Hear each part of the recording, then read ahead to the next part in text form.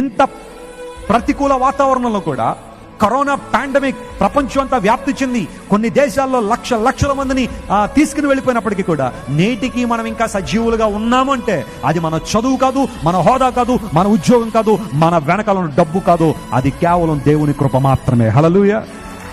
నేనైతే నమ్ముతున్నాను ఈ విషయాన్ని, నేనైతే మనస్ఫూర్తిగా నమ్ముతున్నాను. ప్రభువా, జాన్ వెస్లీ ఇంకా ఈ రోజున అక్టోబర్ 7వ తారీఖు వరకు జాన్ వెస్లీ ఇంకా బ్రతికున్నాడంటే అది కేవలం నీ కృపనాయన.